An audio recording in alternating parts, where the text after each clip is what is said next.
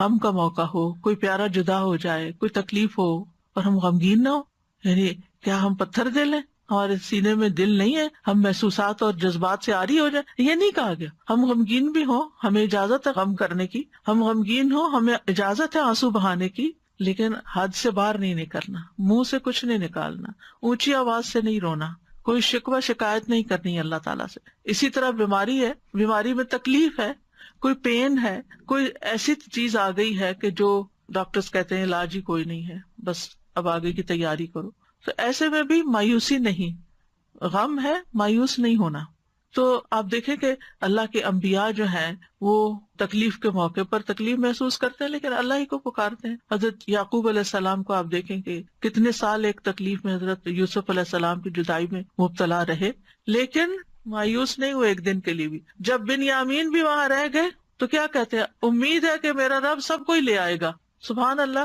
ایسے موقع پر سالوں سال گزر گئے یوسف علیہ السلام کو کھوئے ہوئے، اور دوسرا پیارا بیٹا بھی کھو گیا، یعنی چلا گیا ان کے نگاہوں کے سامنے سے، لیکن ان یأتینی بہ جمیعا، اللہ سب کو ہی لے آئے گا. یہ اتنی بڑی بات کون کہہ سکتا ہے؟ وہی جس کو اللہ کی ذات پر پورا بھروسہ ہو، وہ صرف حالات کو نہ دیکھ رہا ہو کہ نہیں میرا یہ اندازہ ہے، جو کچھ یہ ہو رہا ہے اس کا نتیجہ تو یہی نکلے گا. کئی لوگ بہت ججمنٹل ہوتے ہیں، چھوٹی چھوٹی باتوں سے کچھ نکال کے نتیجہ جمع تفریق کر کے تو دوسرے کو کوئی بری خبر سنا دیتے ہیں، یا پھر یہ اتنے سال گزر گئے اس چیز کو، اب تو پھر اب سوچنا ہی چھوڑ دو، اب کیا اس بارے میں سوچنا. نہیں، اللہ تعالیٰ کبھی بھی کچھ کر سکتا ہے. اس سے پتہ چلتا ہے کہ پیغمبر کوشش کیا کرتے تھے، بیماری کتنی بھی زیادہ ہو، حد سے بڑھ جائے، ڈاکٹر جواب دے جائیں. اور کل نورین جو ایک لیونگ میریکل ہے، آپ کو اس کی اپنی زبانی سننے کا موقع ملا کہ کس طرح سانسیں اکھڑنے لگتی تھی اور کس طرح ڈاکٹرز بالکل ہوپلیس ہو گئے تھے، لیکن کس طرح اللہ سبحانہ تعالیٰ نے اس کو بالکل ایک نئی زندگی دی، اور کس طرح اللہ سبحانہ تعالیٰ نے بولنے کی قوت لوٹائی، سننے کی لوٹائی، دیکھنے کی لوٹائی، جو کہ اس بیماری میں ساری کھو گئی تھی.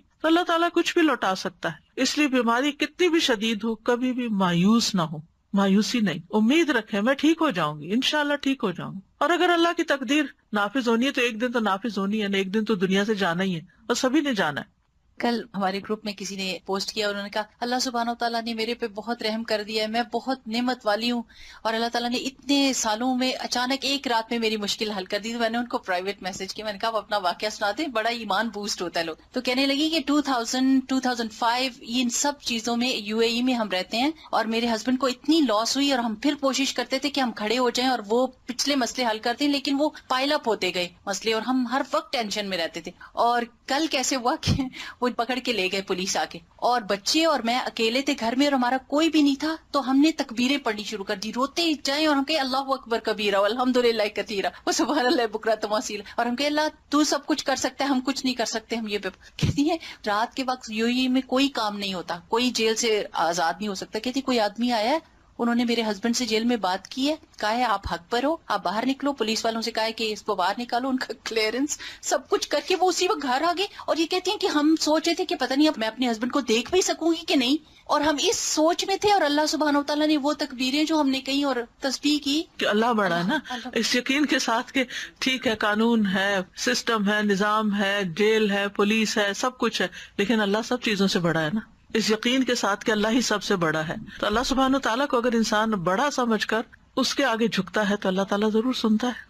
تو بہرحال یہ بات یاد رکھنے کی ہے کہ جو کچھ دنیا میں ہوتا ہے ہر چیز تقدیر کے ساتھ ہے، اور کوئی چیز تقدیر سے سبقت نہیں کر سکتی. نبی صلی اللہ علیہ وسلم نے فرمایا اگر تقدیر سے کوئی چیز سبقت کر سکتی تو وہ نظر ہے، نظر لگنا. ہماری عمر، رزق، عمل سب کچھ تقدیر سے ہے. آزمائش کا آنا بھی تقدیر سے ہے. حسن بصری کہتے ہیں بے شک اللہ تعالیٰ نے مخلوقات کو پیدا کیا تو ان کے ساتھ ہی ان کی تقدیر کو بھی بنایا. ان کی عمروں کو تقدیر کے مطابق تقسیم کیا، ان کے رزق کو تقدیر کے مطابق تقسیم کیا، اور آزمائش اور صحت اور تندرستی کو بھی تقدیر کے مطابق تقسیم کیا.